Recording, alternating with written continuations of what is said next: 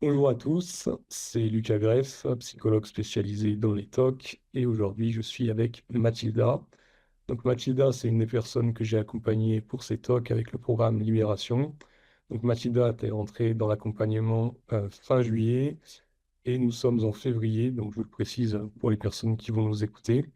Je précise aussi que Mathilda a souhaité rester anonyme, parce que je comprends tout à fait, et donc c'est pour ça que tu es floutée, et aussi qu'on a changé ton prénom. Je me suis dit que ce serait intéressant de faire cet entretien parce que tu as un parcours et aussi des résultats qui sont assez inspirants. Alors, on va revenir en détail sur tout ça. Et pour commencer, je vais te demander de confirmer à nouveau que, bien sûr, tu es au courant que cet entretien est enregistré, qui pourra être diffusé après floutage, comme on l'a dit, pour pouvoir aider d'autres personnes à se motiver et à se faire accompagner. Oui, tout à fait. Donc, je confirme que je suis au courant, que je suis floutée et qu'on a modifié mon prénom. Enfin, c'est moi qui l'ai demandé parce que je souhaite préserver ma vie privée, mais je souhaite aussi aider beaucoup de monde, toutes les personnes qui souffrent de TOC ou de phobie d'impulsion. De phobie d'impulsion qui est une sous-catégorie de TOC. Parce que je sais à quel point c'est difficile et moi, là, je m'en sors très bien grâce au programme Libération. Donc, c'est important de témoigner pour pouvoir aider un maximum de monde. Super, je pense que ça aidera des gens déjà à retrouver de l'espoir sur le fait que c'est possible d'aller mieux. Pour revenir un petit peu en arrière, pour commencer, avant que je t'en compte, donc en juillet de l'année dernière, est-ce que tu peux nous expliquer où est-ce que tu en étais, comment ça se passait au niveau des TOC et des phobies d'impulsion? Mhm. Donc, moi, c'est survenu comme un tonnerre dans un ciel calme, en fait, comme on peut dire. C'est-à-dire que tout à coup, du jour au lendemain, dans une période de stress intense, de travail prolongé, dans des conditions extrêmes, Euh, donc, mon niveau d'anxiété était au maximum. Et donc, comment dire, euh, ça a commencé au mois d'avril 2025, petit à petit. Euh, comment expliquer? Où j'ai eu des comportements où je me reconnaissais pas. C'est-à-dire que j'ai commencé à m'imaginer, et si je faisais du mal à mon fils, et si j'étais capable de faire du mal à mon fils, en fait, mon fils que j'aime plus que tout au monde et que je protège comme la prunelle de mes yeux, j'ai eu cette pensée et elle m'a inquiétée. Elle m'a inquiétée et à tel point que j'ai jeté tous les objets tranchants que j'avais chez moi, les couteaux, les lames, les, les ciseaux pointus aussi. Ma boîte à outils, je l'ai donnée à quelqu'un parce qu'il y avait un cutter dedans et un tournevis. Vraiment, j'ai tout sécurisé au maximum pour que si un jour il m'arrivait de vriller, eh bien, je ne puisse pas faire du mal à mon fils. Et donc là, ça a été le début, le déclenchement, parce que le fait d'avoir fait ça, ça a vraiment amplifié le TOC, puisque je commençais à ruminer en permanence parce que je me suis demandé pourquoi j'avais fait ça en fait. Pourquoi j'avais jeté les couteaux, les cutters. Et, et dans ma tête, puisque j'avais fait ça, c'est qu'en fait, j'étais capable de le faire. Et après, j'ai commencé à me demander si j'étais pas schizophrène. Donc, j'ai été vérifier sur Internet si j'avais les symptômes de la schizophrénie. Comme ça correspondait pas tout à fait, donc après, j'allais vérifier si je devenais une psychopathe. Et si éventuellement j'étais peut-être psychopathe, hein. Voilà, donc j'allais voir les traits de caractère d'un psychopathe sur Internet. Donc, enfin, j'allais voir tout en fait pour essayer de comprendre ce qui m'arrivait et j'en parlais à personne parce que c'était tellement honteux. J'avais peur vraiment, c'était ça un scénario catastrophe où je terminais en hôpital psychiatrique. Enfin voilà, donc j'en parlais à personne et puis à force de faire des recherches sur Internet, j'ai fini par comprendre qu'il y avait quelque chose qui existait qui me correspondait énormément à ce que je vivais, c'était la phobie d'impulsion, donc un TOC. Et j'ai cherché partout un professionnel qui pourrait m'aider. Et j'ai trouvé Lucas sur Nice, donc je l'ai contacté, mais là on était déjà en juin. Ça fait que j'ai passé avril, mai et juin, vraiment là, dans tous ces questionnements. Et là, en juin, enfin, le TOC était à son paroxysme. Je commençais vraiment à rentrer dans une dépression, hein, parce que je comprenais pas ce qui m'arrivait et j'avais peur de faire du mal à mon fils. Vraiment, je songeais à le mettre en internat euh, et tout, quoi. Donc, et puis bon, voilà, je me suis inscrite au programme Libération. J'ai été voir un psychiatre. Et puis, là, j'étais vraiment dans un état d'hypervigilance et de panique extrême quand j'ai contacté Lucas. Voilà. Mais ces pensées-là ne disent rien sur la personne que tu es quand tu souffres de phobie d'impulsion. Oui, maintenant je le sais, mais à l'époque, enfin, au moment où je t'ai contacté, j'étais en train de remettre toute mon identité en question, en fait, parce que des pensées comme ça, j'en avais peut-être eu à l'époque, parce que si ça se trouve, j'en ai eu, mais je m'en suis même pas rendu compte.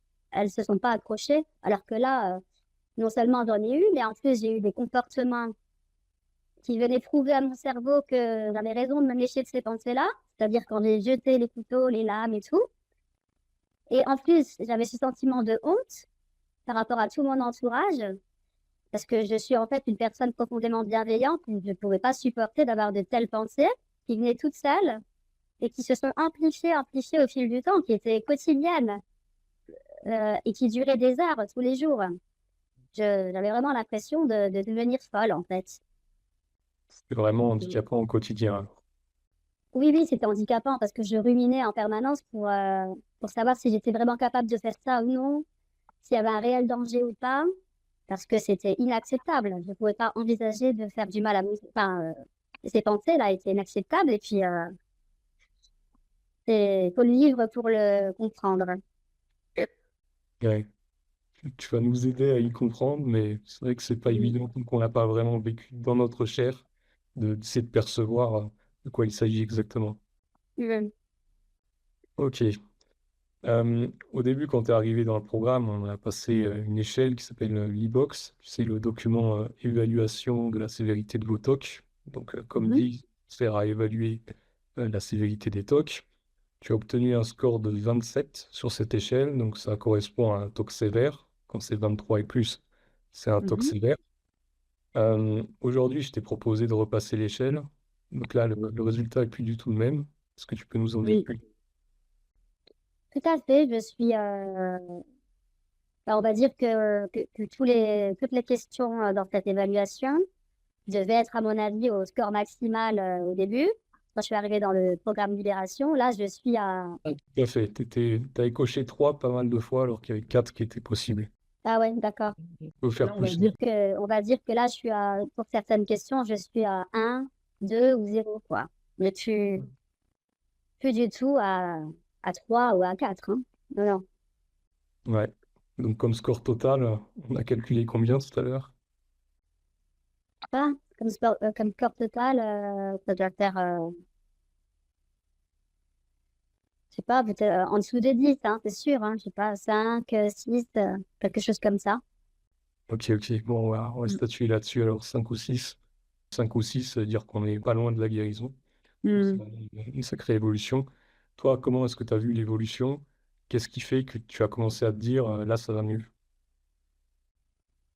Bah, déjà, quand je me suis inscrite dans le programme et que j'ai commencé à échanger avec les autres membres du groupe qui eux aussi souffraient de TOC, hein. C'est pas toujours le même thème, mais finalement, dans le TOC, c'est pas le thème qui compte, c'est le mécanisme, parce que c'est le même mécanisme pour tous les thèmes. Il y avait quand même une autre fille aussi qui avait une phobie d'infusion, qui avait peur de faire du mal à son bébé. Donc, ça me rassurait quand même de savoir déjà qu'il y avait d'autres personnes qui souffraient de la même chose et pouvoir échanger avec elles en toute liberté, en toute transparence, sans honte. Parce que on ressent une honte incroyable quand on souffre de TOC ou de phobie d'impulsion.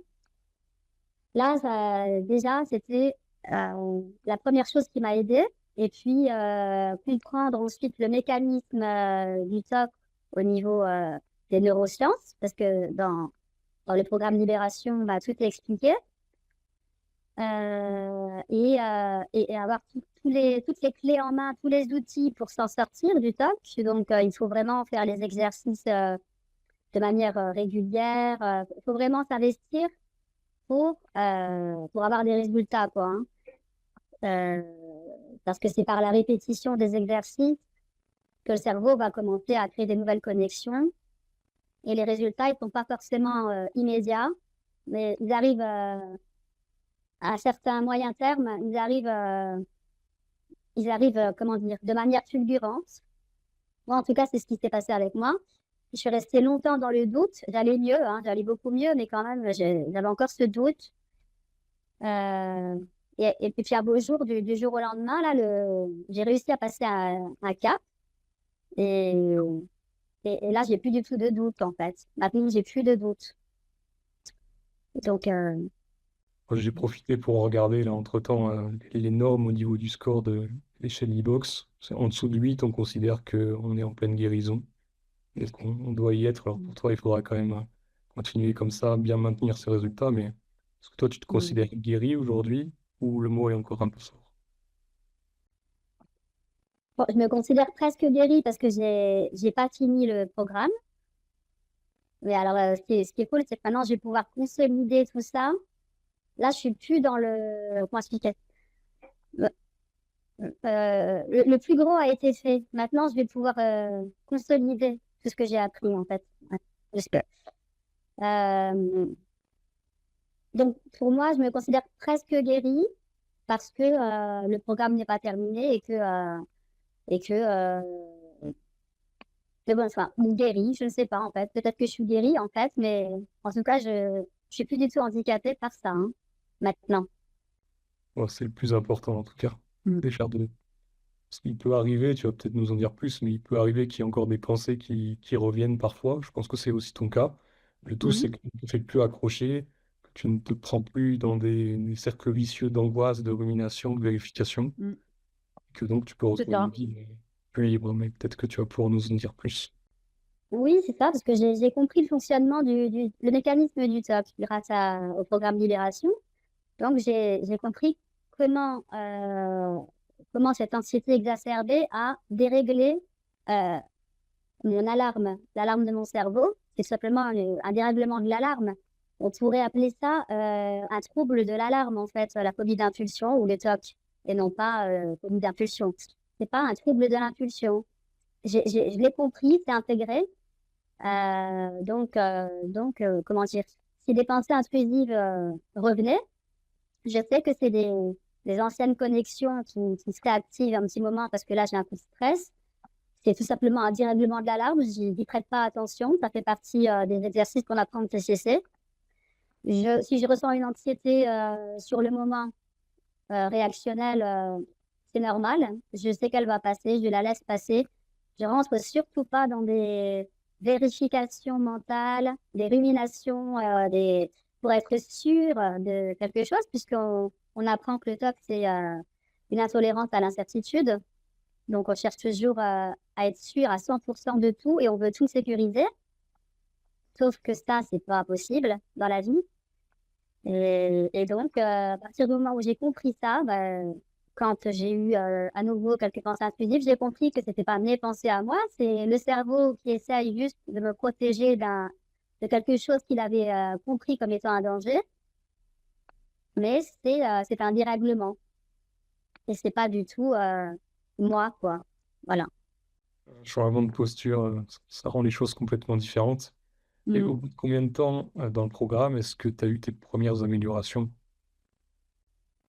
Ah, ben, du premier mois, hein. Au bout du premier mois déjà, parce que le fait d'identifier ses pensées, on classifie un peu tout ça, on range tout ça, quoi, parce qu'au début, c'est un peu la confusion. Oui. Et là, tout est classifié, on apprend à identifier nos pensées, on apprend le fait d'à chaque fois identifier quand j'ai un doute avec la fiche du doute.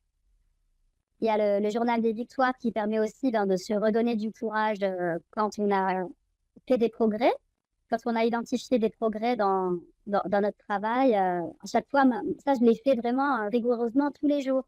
Identifier les doutes, les victoires aussi pour me féliciter quand j'avais des progrès. Il y avait aussi la hiérarchie d'exposition qui m'a beaucoup aidée parce que j'ai pu ranger selon mon niveau d'anxiété, qu'est-ce que j'avais arrêté, enfin, qu'est-ce que je ne faisais plus depuis que j'avais ce TOC et à quel niveau d'anxiété je me trouvais en fonction de comment dire, de ce que je ne faisais plus. Par exemple, quand j'ai eu la phobie d'impulsion, ça a engendré aussi je ne pouvais plus entendre des faits divers, d'attaque au couteau. Je ne pouvais plus, quand on me parle, quand un film avec des crimes, je ne pouvais plus non plus regarder. Parce qu'en fait, je pensais que moi aussi, j'étais une future criminelle. Ouais, donc ça va loin, quoi. Hein. Donc, j'ai commencé par m'exposer, par exemple, au couteau quand j'allais au restaurant. Après, je me suis forcée à écouter des faits divers angoissants jusqu'à ce que ça devienne, je m'habitue à ça et que ça ne soit plus anxiogène. Et la grande victoire que j'ai eue récemment, c'est que je me suis exposée au dernier item qui était le plus anxiogène, hein, c'est-à-dire remettre des objets chez moi coupants, hein, des couteaux normaux pour couper la viande.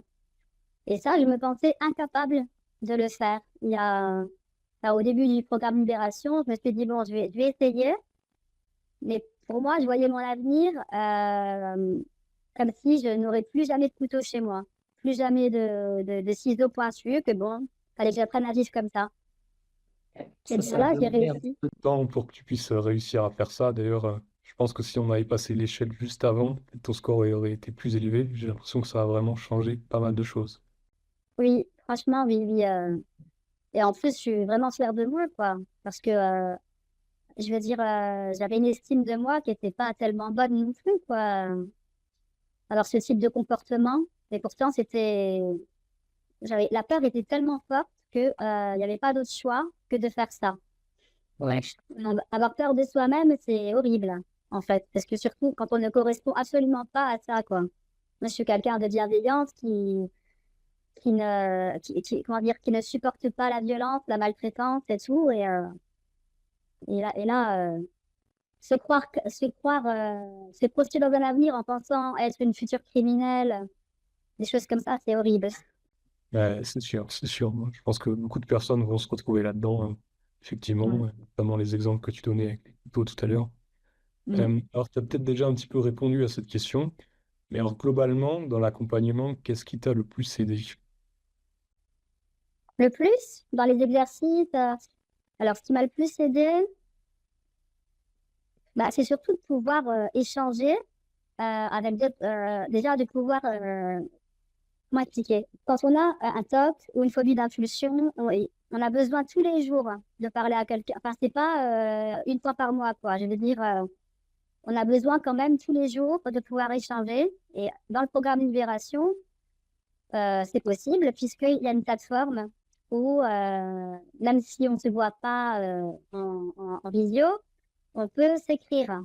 Donc moi, j'ai beaucoup été active sur cette plateforme dès que j'avais un doute, etc. Et toi, tu réponds très vite à nos questions. Et puis, il y a les autres membres du groupe qui interagissent et qui donnent leur avis, etc. Déjà, ça a beaucoup joué dans le fait que j'aille mieux. Parce que jusqu'aux pensées les plus horribles, je pouvais les exprimer sur le groupe. Yep. Et ça m'a montré que c'était juste des pensées et que c'est pas moi qui étais horrible.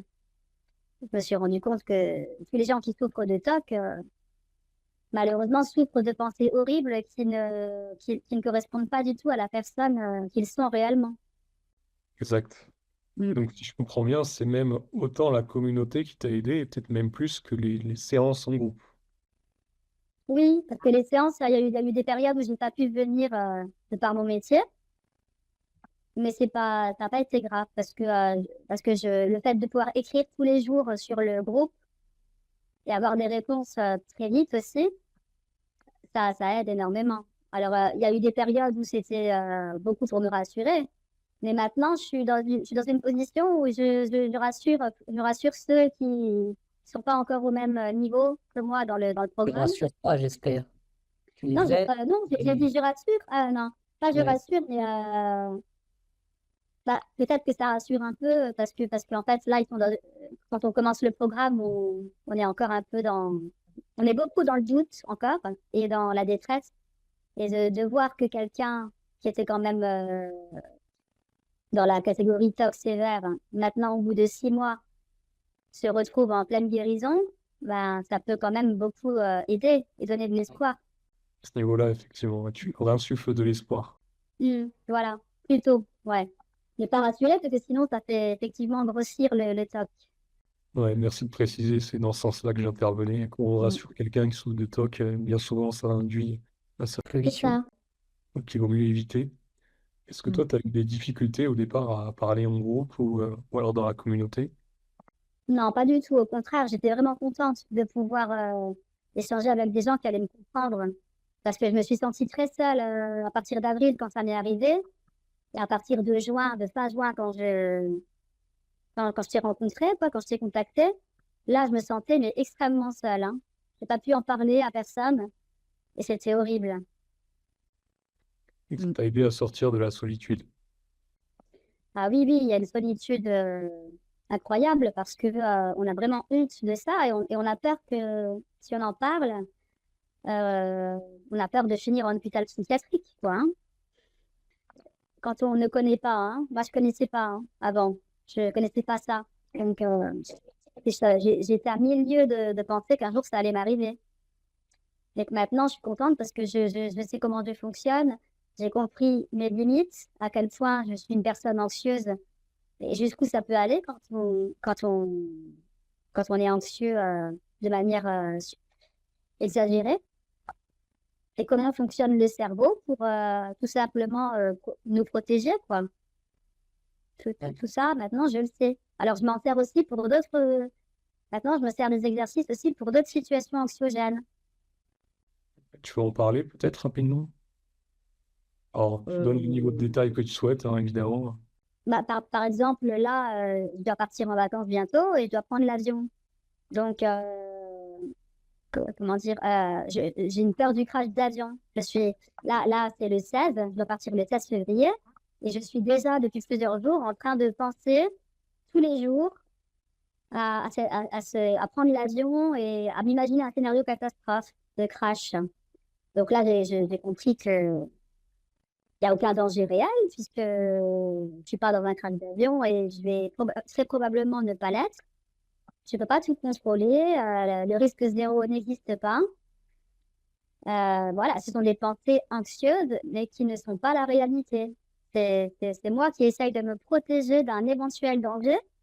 Mais à ce rythme-là, on sort plus de chez soi, quoi. On sort plus de chez soi parce qu'on risquerait de se faire écraser par une voiture, on risquerait de croiser quelqu'un de malveillant, je sais pas, plein de choses. Donc, Ouais. Donc l'avion, c'est peut-être un prochain domino à faire tomber pour être encore plus libre. oui, l'avion et aussi l'autoroute, en fait. Et c'est vrai que grâce à ce groupe Libération, j'ai compris que que cette phobie d'impulsion, elle avait déjà commencé avant. Et je ne le savais pas, mais sous une autre forme.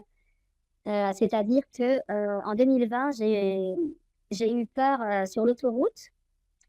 Il m'est arrivé la pensée tout d'un coup, et si je mettais un coup de frein maintenant, et si je mettais un coup de frein, imagine le carnage que ça ferait là sur l'autoroute. Alors après, et là, j'ai eu peur, quoi. J'ai commencé à faire une crise d'angoisse au volant. Il y avait mon fils à côté qui était sur le siège passager. Et donc, je suis sortie de l'autoroute et je suis plus jamais retournée sur l'autoroute. Mm. Et ça, c'est une forme de phobie d'impulsion aussi, Ouais. puisque, voilà. Je Ouais, l'ai ouais. dit. Voilà, donc ça avait déjà commencé depuis. Ça avait déjà commencé. Donc ça aussi, il faut que je le règle maintenant que j'ai compris tout ça. Je vais régler aussi la peur de l'autoroute, quoi. Enfin, la peur de créer un accident volontairement, mais involontairement sur l'autoroute, quoi. Et Ouais. Est-ce est-ce qu'il y a peut-être, s'il reste sans doute des moments où ça peut être un peu plus difficile pour toi, que ce soit sur les phobies d'impulsion ou même là en ce moment par rapport à l'avion, qu'est-ce qui marche le mieux pour toi? Comment est-ce que tu fais dans ces moments où l'anxiété revient? Alors, ce qui a beaucoup marché pour moi aussi, c'est de faire un exercice qui s'appelle la matrice. qui permet vraiment d'identifier, comment dire, les pensées en fait qui nous gênent et qui nous font peur. Qu'est-ce que je fais comme comportement pour éviter ce qui me fait peur? Et ensuite, quels sont les comportements en fait que je voudrais avoir pour être, comment dire, et pour être la personne que je suis ou que je souhaite être finalement. Enfin, je sais pas si je suis claire. C'est un exercice en fait qui nous permet de vraiment bien identifier nos pensées, les comportements d'évitement ou compulsifs qui nous permettent de nous rassurer immédiatement, de calmer notre angoisse de façon immédiate, mais en fait qui font grossir le TOC.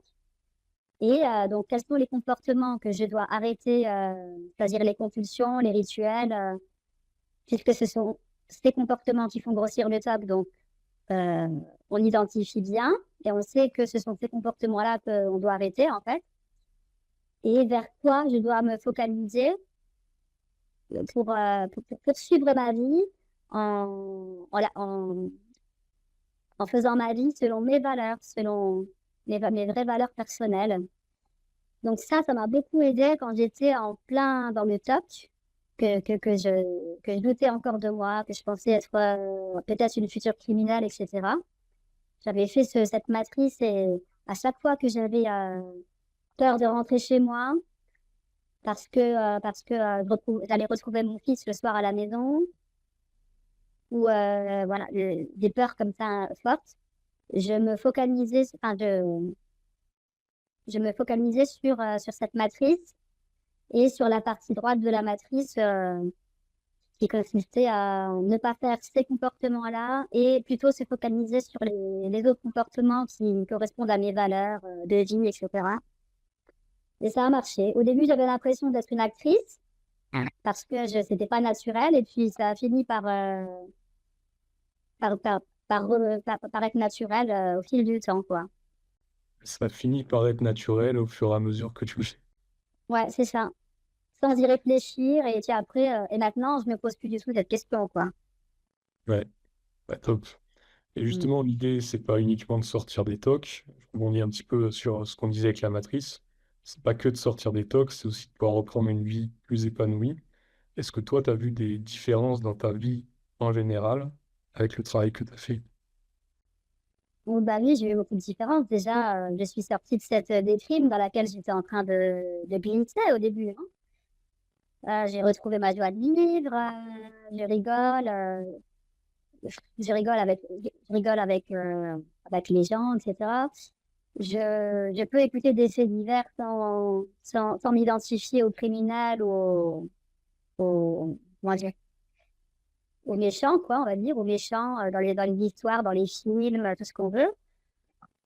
J'ai retrouvé une liberté dans ma vie, en fait, une liberté d'être, une estime de moi, hein, parce que elle était au plus bas, l'estime de moi-même, hein, quand le TOC est apparu. Et puis même, j'ai l'impression que je suis en train de devenir plus forte qu'avant, plus résiliente, puisque je suis consciente maintenant du fonctionnement du cerveau. Donc, je suis plus victime. Je suis plus victime de ce qui m'arrive.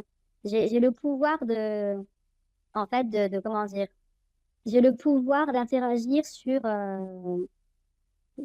mes pensées, sur mes angoisses, etc. Et ça, c'est génial. C'est génial parce que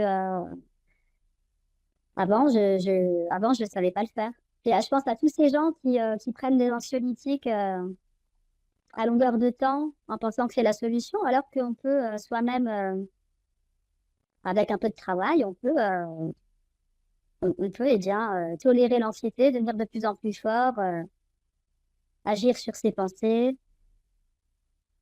Et voilà, moi je trouve que c'est super, quoi. Je ne jure plus que par la TCC maintenant. Ah bah, qui aide énormément, puisque ça permet quand même de créer des nouvelles connexions, des nouvelles autoroutes, on va dire, dans le cerveau, et donc d'augmenter la résilience, et donc de devenir plus fort dans la vie par rapport à toutes les épreuves, parce que la vie n'est pas forcément un long fleuve tranquille. Des événements stressants et traumatisants, on en vit tous. Et Moi, je trouve que grâce à la TCC, on peut affronter beaucoup de choses de manière beaucoup plus sereine quand on est une personne anxieuse, en tout cas. Sur l'anxiété, les troubles anxieux, effectivement, ça marche assez Ouais. bien, surtout sur les TOC aussi. Et est-ce qu'au moment de rejoindre l'accompagnement, est-ce que il y avait de ton côté des peurs, des doutes? Est-ce que tu te demandais si tu allais y arriver? Oui, au tout début, je me suis demandé pendant longtemps si on s'était quand même pas trompé sur mon diagnostic. Ou si je n'étais pas, en fait, psychotique, schizophrène. Voilà, je cherchais à vérifier par tous les moyens si je n'étais pas finalement psychotique et schizophrène et qu'on s'était tout simplement trompé sur mon diagnostic. Bon, j'ai fini par arrêter de croire ça. Donc, Ouais. C'est un questionnement qui est assez fréquent avec les personnes qui souffrent de TOC. Tu l'as peut-être vu d'ailleurs dans le groupe, que c'était pas la oui. seule. Hmm. D'ailleurs, pas seulement les personnes qui ont la phobie d'impulsion, mais j'ai remarqué tous les TOC. Ouais, les TOC en général. Justement, à quelqu'un qui voudrait se faire accompagner pour ses TOC, mais qui hésiterait, qu'est-ce que tu lui dirais? Ah bah, je lui dirais de ne plus hésiter et de se faire accompagner parce que il sortirait d'une souffrance quotidienne que parce qu'il est quand même difficile d'en sortir tout seul, je trouve, d'un TOC. Il est quand même difficile d'en sortir tout seul, alors que quand l'union fait la force, c'est quand on est accompagné par un professionnel qui est spécialisé dans les TOC et des gens qui, eux, souffrent de TOC aussi. Déjà, ça dédramatise beaucoup la situation et ça permet de vraiment d'avancer en fait vers la guérison. Tout seul, c'est hyper compliqué quand même, je pense, hein. Parce que le TOC, c'est la maladie du doute en fait. Donc déjà, même quand on est accompagné, on doute pendant longtemps encore. Alors que, alors tout seul, avec le doute que ça génère, c'est très compliqué. Ouais. Je Souvent, comprends. ce qui se passe, c'est que les personnes n'ont pas forcément accès aux outils, ou alors si elles ont accès aux outils, c'est qu'elles les ont trouvés peut-être sur Internet ou dans des livres de façon comme ça, un peu éparse. Et ça Mm. peut être difficile d'avoir une structure claire sur comment je vais C'est mettre les ça. choses en place. C'est ça. En plus, moi, avant de, comment dirais-je, avant de te contacter, comme je consultais beaucoup, que j'allais sur Internet pour voir la phobie d'impulsion, est-ce que les gens passent à l'acte, est-ce qu'il y a eu des passages à l'acte, etc. Enfin, j'avais regardé des vidéos où ils expliquaient que il fallait s'exposer. Et moi-même, j'avais déjà essayé de le faire. Donc, avant de te contacter, hein, une fois, j'avais remis un couteau chez moi, mais c'était horrible. Ça avait encore plus empiré les choses. Parce que j'ai fini par le jeter à nouveau, ce couteau. Ouais, je me souviens. Ouais, et toute seule, c'est compliqué, quoi. Et ça avait renforcé le TOC, en fait, de faire ça. Parce que quand on est tout seul, on sait pas, il y a une hiérarchie à respecter, quoi, pour ne pas en tirer le TOC. Tout à fait. Mm. Pour les personnes qui souffrent de TOC, si tu devais donner un conseil, peut-être à part se faire accompagner, qui à mon avis sera le meilleur conseil, comme moi, c'est celui que je donne, toi tu donnerais quoi comme conseil? À part se faire accompagner, Ouais, C'était euh, plus compliqué maintenant que je t'ai enlevé cette option. bah ouais, parce que c'est la première option, c'est la première option, quoi, c'est clair. Que je vais pas dire, ne vous inquiétez pas, il n'y a aucun danger, ça c'est de la réassurance. Mais quel conseil je pourrais donner à Ah, quelqu'un qui souffre de... c'est pas facile celle-là. Non, non, non, mis à part se faire accompagner, c'est compliqué là. Déjà, bon, de pas désespérer parce que ça se traite très bien. Voilà, ça se traite très bien et on peut redevenir libre. C'est réversible, le TOC, c'est pas irréversible. Et c'est pas une psychose, c'est une névrose, c'est un trouble anxieux. Donc, Mm. voilà, déjà, voilà, donc, même si on n'est pas prêt à se faire accompagner tout de suite parce que pour une raison X ou Y, c'est pas grave, faut pas se foutre la pression, mais Mm. Mais en tout cas, c'est mieux de se faire accompagner. Mais cette solution-là, je devais pas la dire. Donc, quel autre conseil je pourrais donner? Bah, en tout cas, déjà de pas désespérer et de savoir que la guérison est possible. Et d'ailleurs, c'est même pas possible, euh, enfin, si, elle est possible, mais il faut se donner les moyens. Il faut se donner les moyens pour guérir, en fait. Ça guérit pas tout seul. Ça guérit pas tout seul. Il faut connaître les exercices à faire parce que notre cerveau, c'est une machine très complexe et comment dirais-je, notre cerveau, c'est par l'action et par la répétition qui va intégrer que il n'y a pas de danger.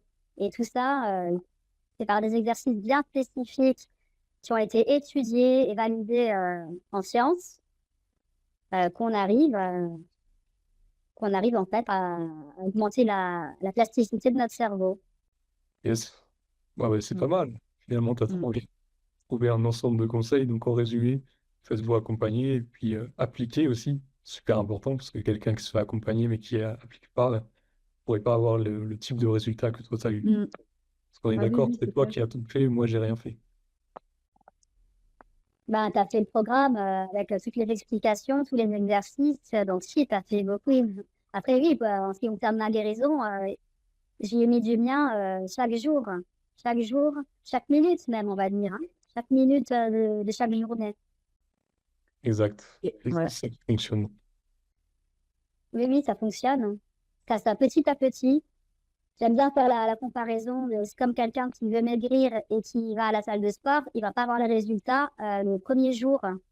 Le premier jour, il va à la salle de sport. Par contre, au bout de 5 semaines, par exemple, il va commencer à constater une perte de poids de 3 kilos tout d'un coup. Et ça, c'est grâce au travail qu'il aura fourni avant, Ouais. régulier, répété. C'est pour ça qu'il faut persévérer, surtout les premières semaines. C'est ça. Et puis, quand il y a des rechutes, on appelle ça rechute, mais bon, je suis pas sûre que le mot soit exact. C'est parce que le top, il essaye il y a une résistance, il essaye de survivre, hein. Il ne faut pas désespérer. Faut pas désespérer parce que au bout d'un moment, il y aura plus de retour hein, de top. C'est même normal dans la guérison. Exactement, merci pour ce petit point. On parle plutôt de faux pas que de rechute, hein. Ça me paraît un peu plus juste, parce que rechute, il y a tout Oui. le côté comme s'il y a un échec. C'est désespoir. Oui, oui, moi, ça m'est arrivé plusieurs fois. Hein.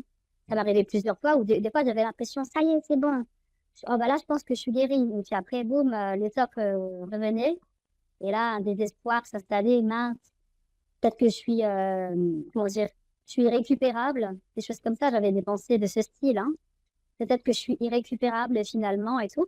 Et au fur et à mesure des exercices, là, j'ai aussi pu identifier ces pensées-là grâce à la fiche Hameçon. Enfin, il y a tellement d'exercices à faire, cognitifs et comportementaux, que si on les fait régulièrement, franchement, ça marche, quoi. Donc, Super. moi, j'encourage vraiment les gens. C'est dommage qu'on ne sensibilise pas plus la population à la santé mentale, parce que, en fait, les gens qui ont des TOP vivent dans la honte. Ils ont honte, ils ont peur d'être fous, et ils n'en parlent pas, et ils se mettent dans une solitude. Il y a une solitude incroyable parce que ils ont l'impression que personne va les comprendre. Tout le monde, on a l'impression qu'on va nous prendre pour quelqu'un de faux. Donc, on se renferme et c'est vraiment dommage parce que si la population a été sensibilisée à tout ça, bah, il y aurait déjà un sentiment de honte beaucoup moins important quand même. C'est le but aussi, voilà, de ce type de contenu, de libérer la parole et de montrer que bah, il existe des voies pour s'en sortir.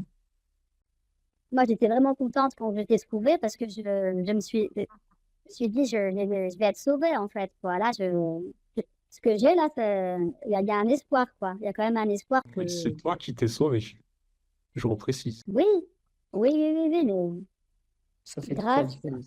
grâce à tous les outils que tu m'as donnés. Au début, tu te rappelles que j'étais dans une panique incroyable. D'ailleurs, j'avais même passé quelques nuits blanches aussi. J'avais perdu plusieurs kilos en en peu de temps, tellement je sécrétais de cortisol et que j'étais en hypervigilance tout le temps, même la nuit. Là, je pensais vraiment, je pensais que j'étais en train de devenir, je te dis, de devenir en fait, oui, psychotique, quoi, et que j'allais terminer en hôpital psychiatrique, hein, et que mon fils était en danger. Et tout ça, c'était que mon cerveau qui l'avait créé. Imaginez. Exact, ben, merci pour ton témoignage.